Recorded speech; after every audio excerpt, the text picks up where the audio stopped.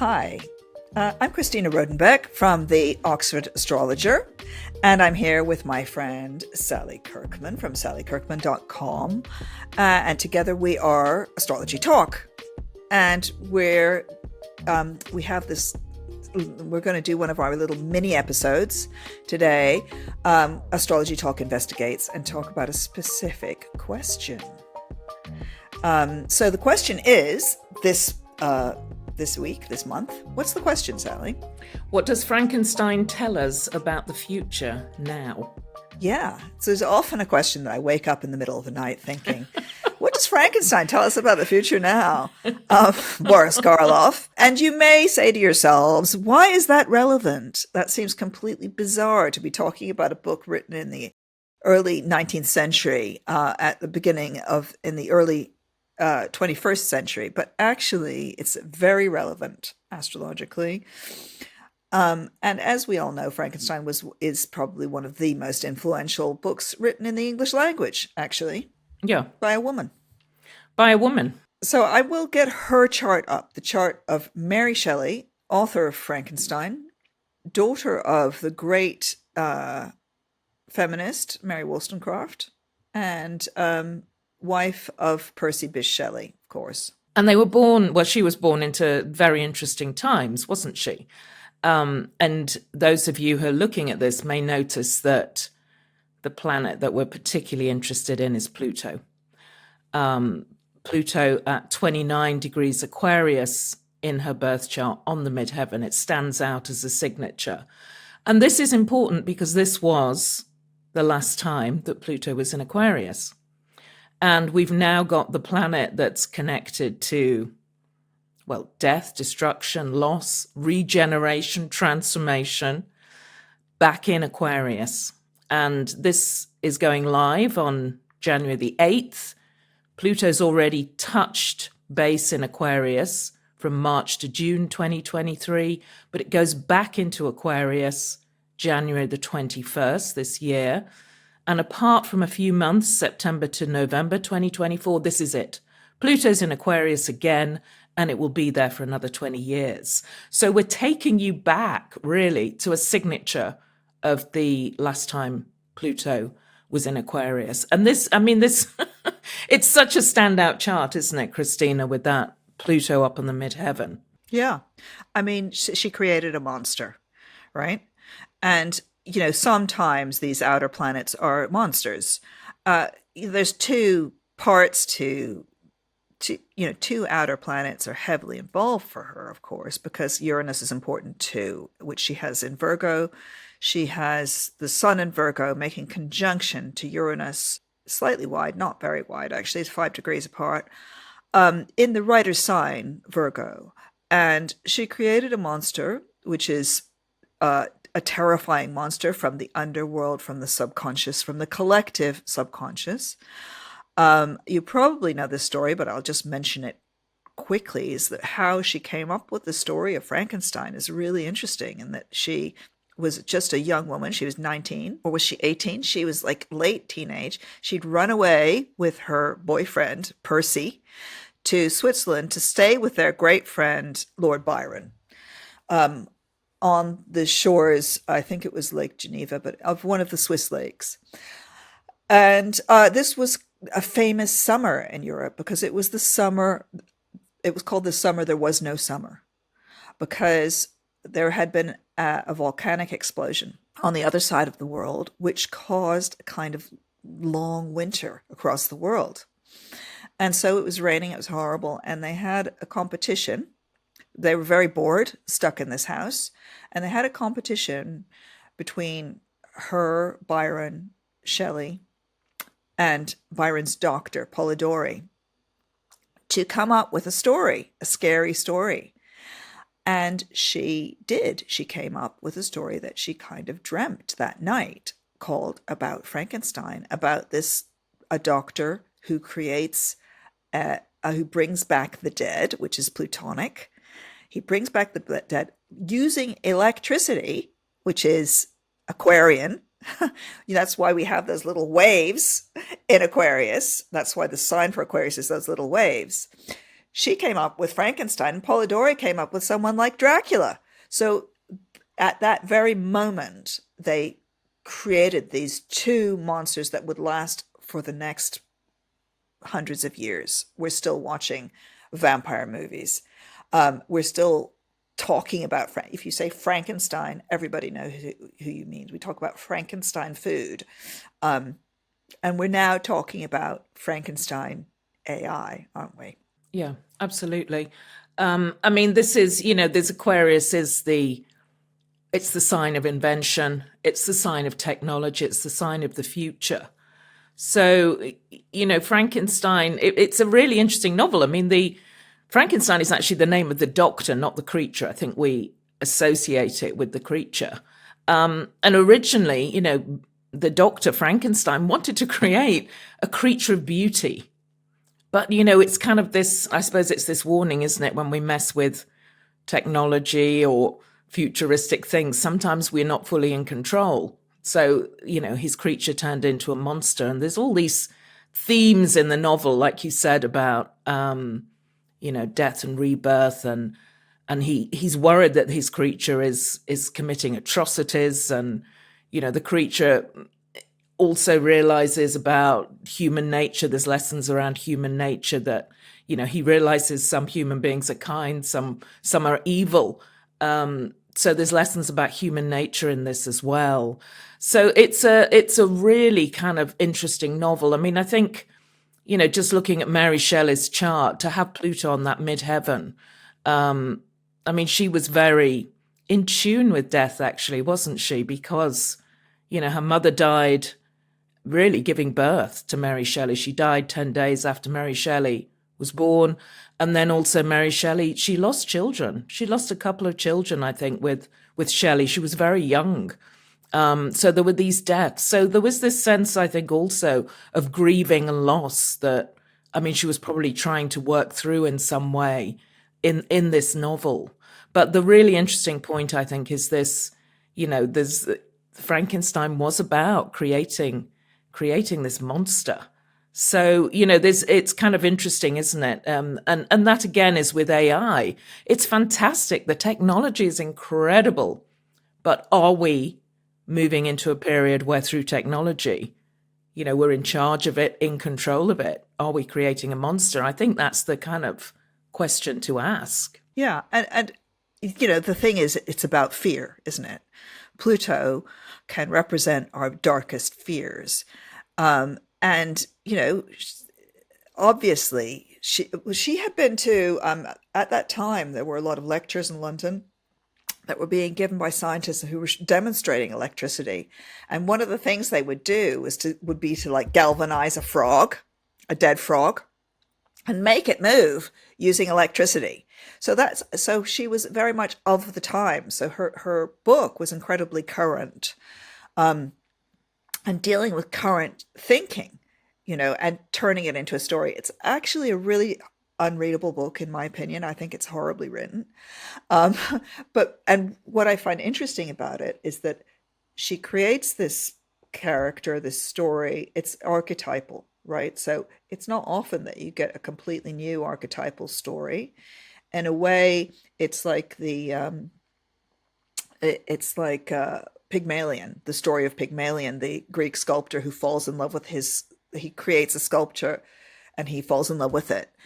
But it's actually not quite that, is it? Because it's like a sort of monstrous version of that. So she creates an archetypal story, and this is why it became an incredibly popular play that was done over and over again in this sort of the theatre of horror that was fashionable in Victorian times. And then it was one of the earliest films made was, were Frankenstein, but these monster films, which have just gone on and on and on. So she created a character, an archetypal character that has been carried through culture since then.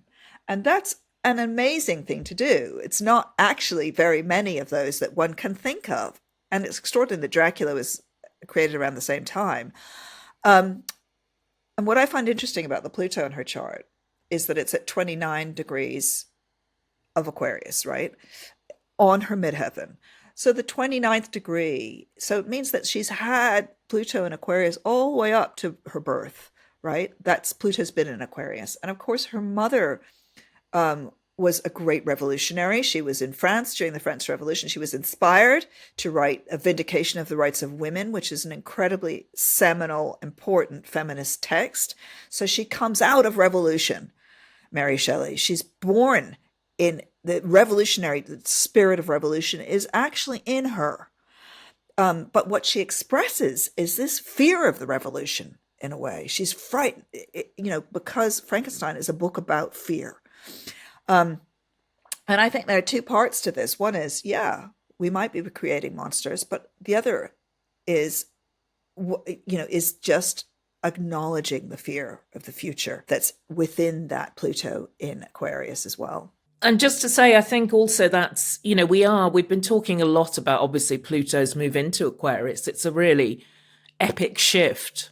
And things aren't going to happen overnight, but it is going to be here for another 20 years. So there's been a lot of talk about, what that is about and looking back to the past to see what the patterns were then.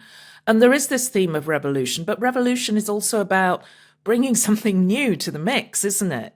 It's like getting disheartened as well, or disillusioned with the way society is, the kind of structures in place. And, there are times in history when people need to bring in the new. And I mean, that's partly what revolution does. It can do it in quite a, out of control way. And interesting that Uranus, the planet Uranus, was discovered also during this period in the late 18th century. That's when Uranus, the planet that we associate with revolution, the co-ruler of Aquarius, we associate it with that. And bringing something new, people not wanting things to stay the same when there's perhaps this lack of equality, the inequality in the world.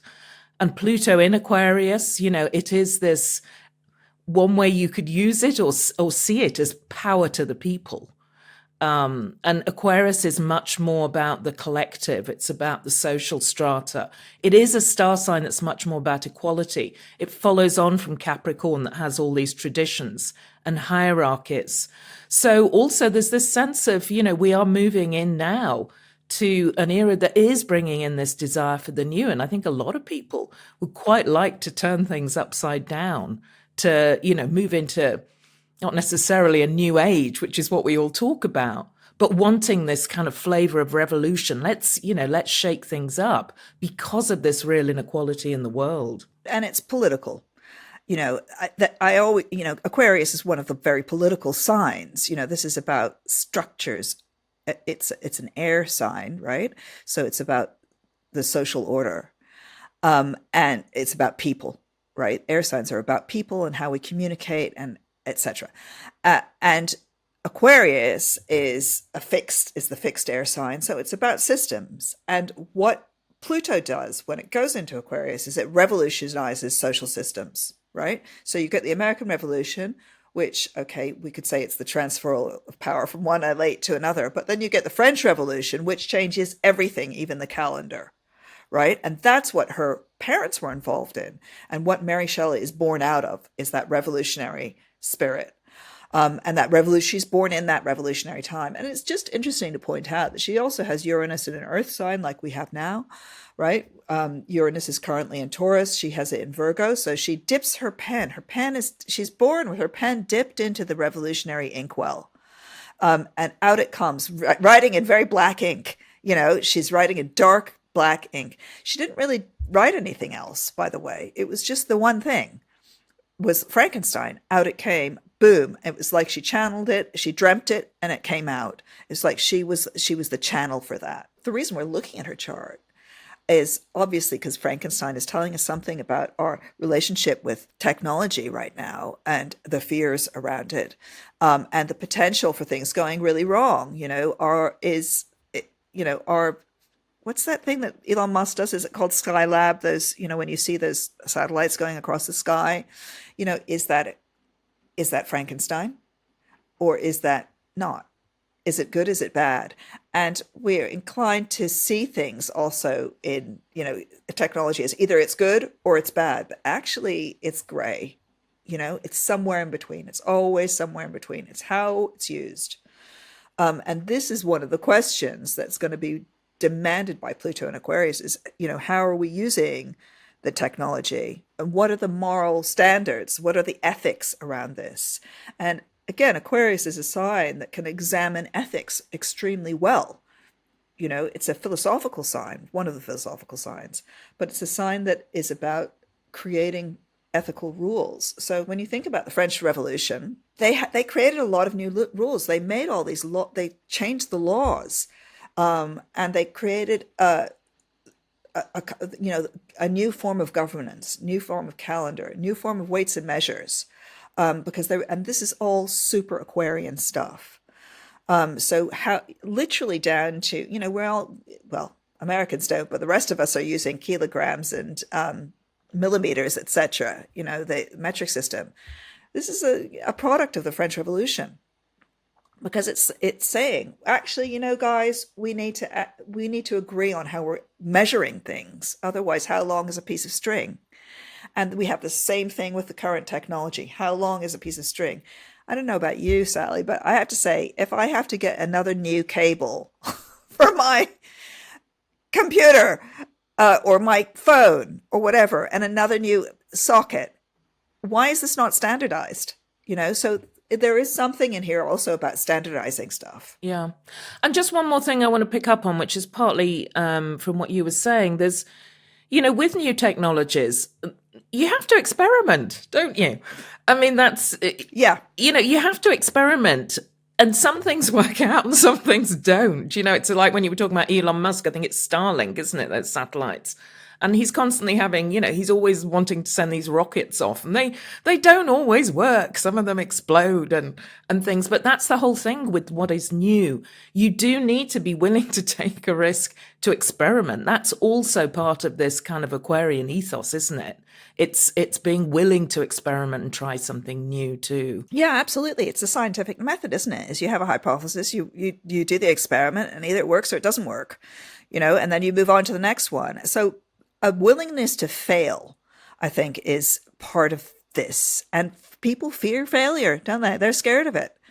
And actually, some of this technology is going to fail. And this is the technology that is connective, if you see what I mean. But I'm thinking of that as in the Aquarian sense. Some of it's going to fail, and that's fine.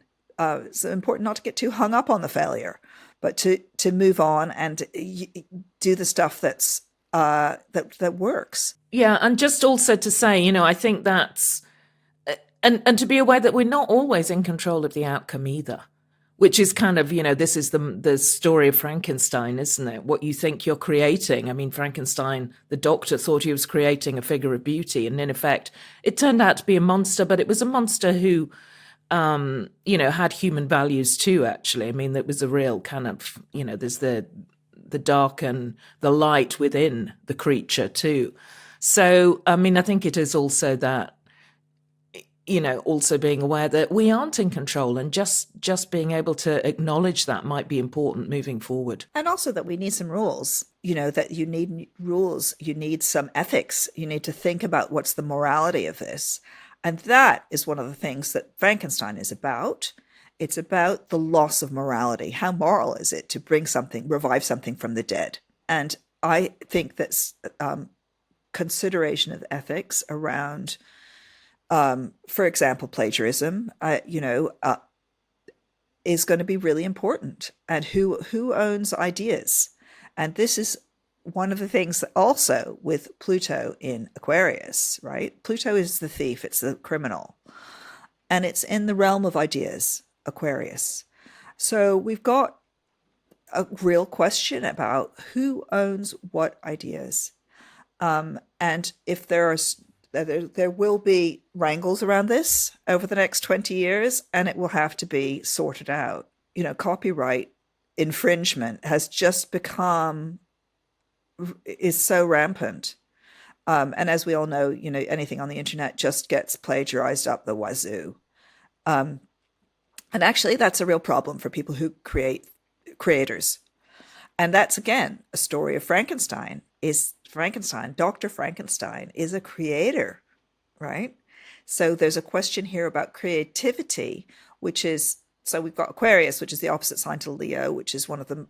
Leo is a very creative sign. It's ruled by the sun. And you've got Pluto, which is going to be opposite Leo for the next 20 years as well. So if you consider, so we talk a lot about Pluto and Aquarius, but we could also just as well be talking about Pluto opposite Leo, or Pluto squaring Taurus, or Pluto squaring Scorpio. So these hard aspects that Pluto is going to be making are really important. So it's important to think about how this is going to work for creative people, creators, how Pluto and Aquarius is going to work or not work. And I think that's already out there, isn't it? Recognizing that things do need to change, like you say, the ethics around it, the rules and regulations around it. So a lot of lessons to be learned, actually, Christina. Yeah, and one more thing I would say about this, the last Pluto and Aquarius, and what was happening at the time that she was born, is that you have the French Revolution, everything, guillotine, new rules, the world turned upside down. And this is important because, France is the heart of Europe. It's a center of European culture. But then Napoleon comes along. Then they decide that they're going to spread the revolution, right? This idea of, it's like Che Guevara, but, it's an early version of Che Guevara. We're going to spread the revolution, right? And we're going to invade of all of our neighbors. So, the next thing that happens is Napoleonic Wars. And there's a sense of internationalism also about that Pluto and Aquarius. Yeah. Right. Well, see you next month. Do listen to our look at the month ahead, which comes out on the 18th on all good platforms. See you then. Bye. Bye.